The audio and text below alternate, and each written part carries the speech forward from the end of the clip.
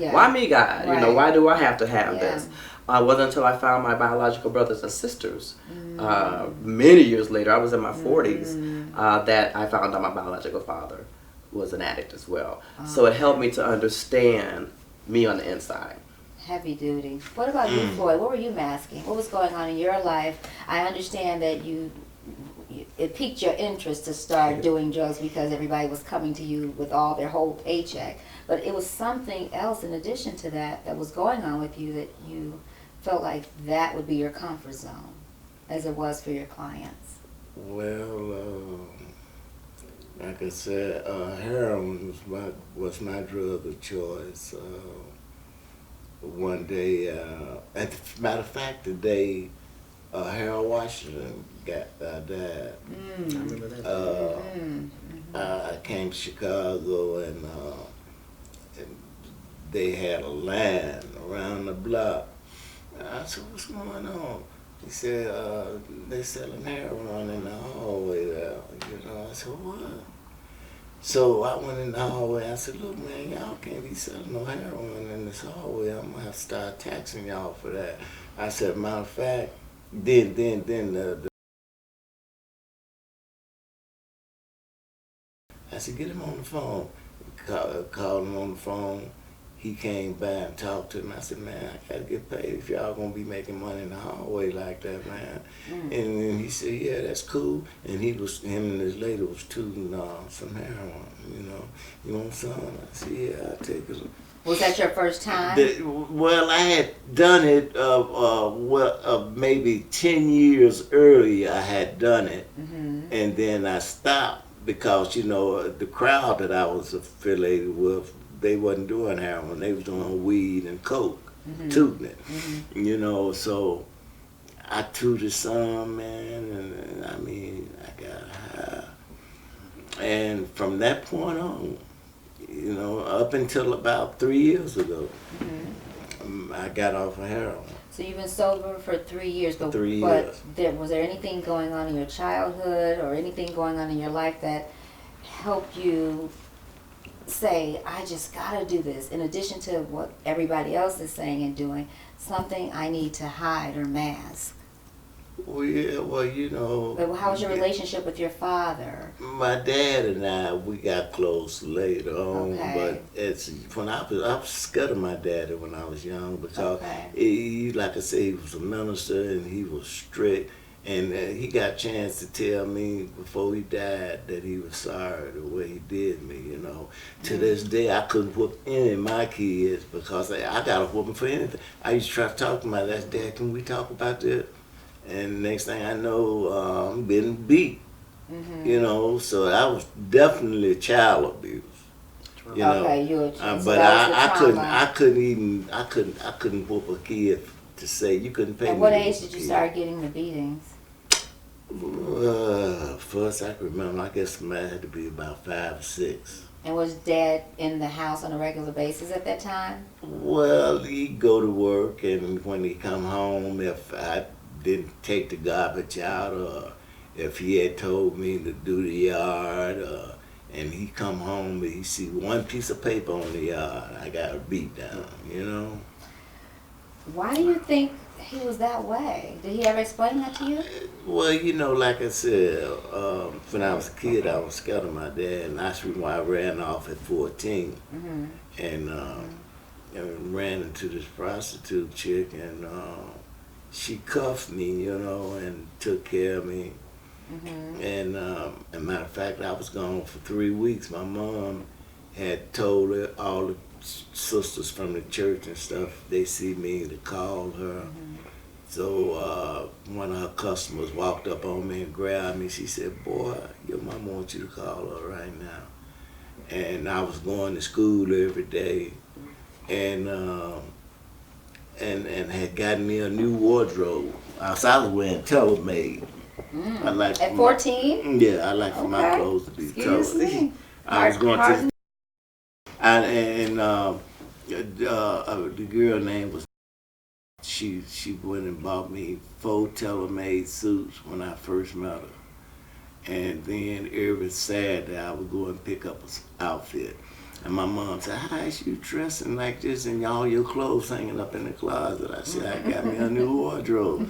She said, "Well, they say you going to school every day." I said, "Yes, ma'am, I'm going to school." I said, "Well, I love school. All the pretty women at school." Did you try to pick up some of the women at school, boy? Please don't pimp out the students now.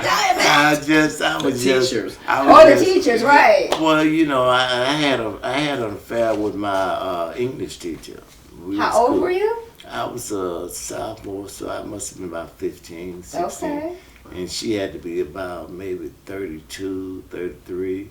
So you like those older women? Oh, always. They liked you too, didn't they? No, they loved me. Because I always was managed, you know. Because like I tell everybody, I grew up in the beauty shop and I grew up in the church. So well, that's why all the pretty women was at the beauty shop and the church. So I was real managed. Okay. What was rock bottom for you? Rock bottom for me was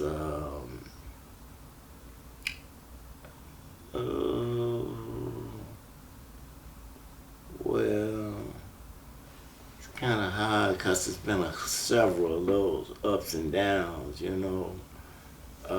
But I guess I would say when my kids found out I was doing drugs, I had to really clean my act up. That's what. But my Jante is she was on me. She was on. Which is a friend of mine, his daughter, which is how we met. Which is, I'm so grateful for her allowing you to do this interview. Oh, I'm glad to do it. I'm glad. She couldn't join us tonight, but she was going to be here and share with us how she helped you get off of drugs. Oh yeah. So you'll have to do that story for her in just a second. So your rock bottom was what? Your kids seeing you homeless, maybe no money. Like, what was rock bottom? How low did you go?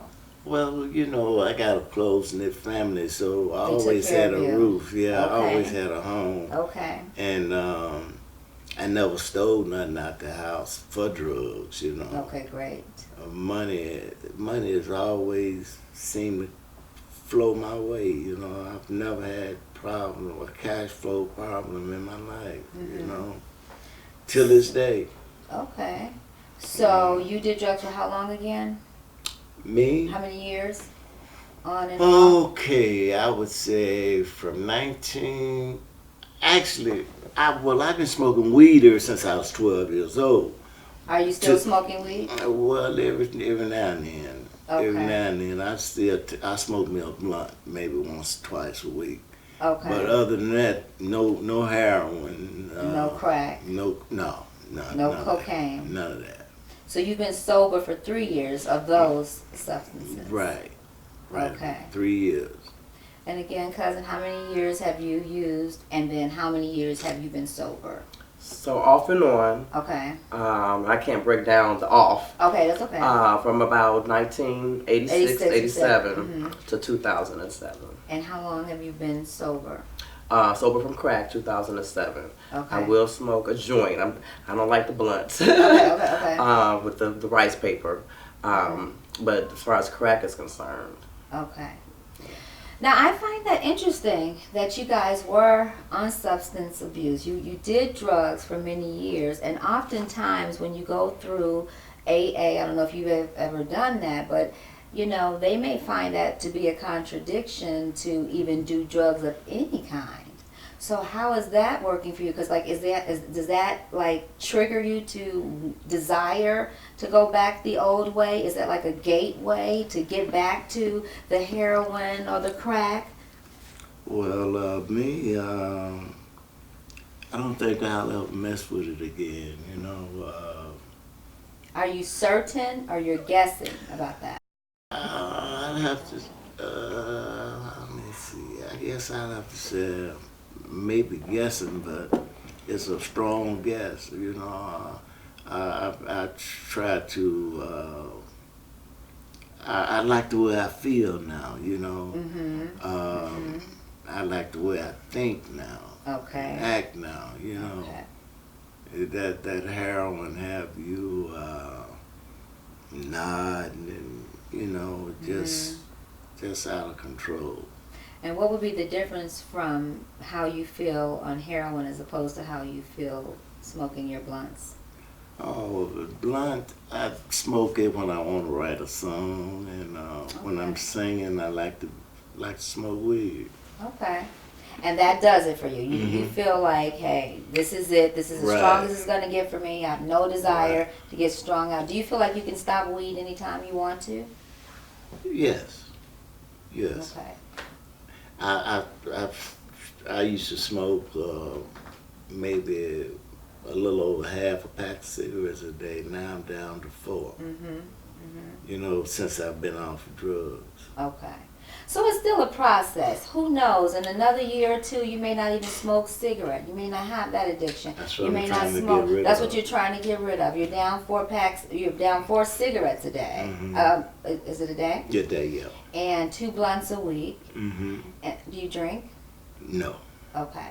So those are your 2 choices right now, and your hope is to not have those anymore. You're working towards that. Have you had any formal counseling, any AA meetings, anything to get you off of drugs besides your children? When I was in jail, we had a class, and in fact, the officer that was over our area, he was an ex-dope fiend, and he brought the class to the jail, you know.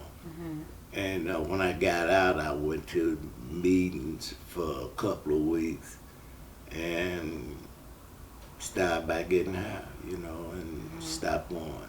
Okay. And how did your children get you off of drugs? Well, you know, like I always prided myself on being a good father, you know, and I tried to instill in my kids to do right, you know, and I feel kind of bad trying, you know. Being a contradiction, tell them right, that and you then didn't want to be one of those talking the talk, but I was right. You didn't want to be like, don't do as I do, just do as I say. Right, you wanted to set the example, be the example. Right, right. So you had to straighten up, and they inspired you to do that. Yeah, I had to straighten up and fly right. Oh, you know, because I got 6 daughters and 1 son. Yes, yes. Yeah, 6 daughters and 1 son. Very great. And then, cousin, your philosophy around giving up crack cocaine, but still... Crack cocaine was my addicted drug of choice. Okay. I've never been addicted to weed. Oh, good. Very great. That is a distinction. Right. That's why I wanted to say addiction is excessive, willing to risk your life. I probably was a millionaire. I probably gave drug dealers $1 million through manipulation. Not maybe all my money, but through manipulation. I'm sure I did over the years. I'm sure I did. Okay. So that's addiction. So my addictive drug of choice was crack. Never been weed.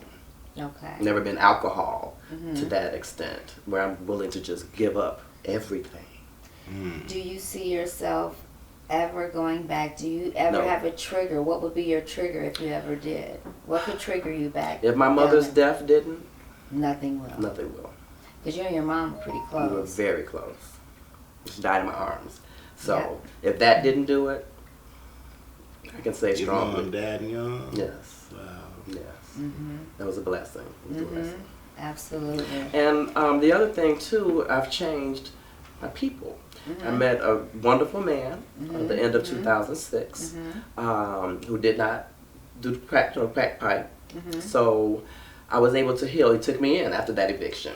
Maybe 3 months after we started kind of kicking it. I was still seeing a drug dealer because I was still very heavily addicted. But did your new man know you were still addicted? Did he know? He knew what I was doing. But he liked me. He saw potential in me. He saw me being a better person. You, right? Yes. The woman's worth in me, absolutely.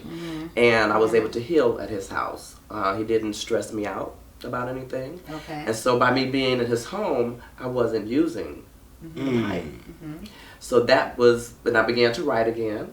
I think that first year I must have written 10 12 poems that, you know, I have perfected since then. With your new clear mind.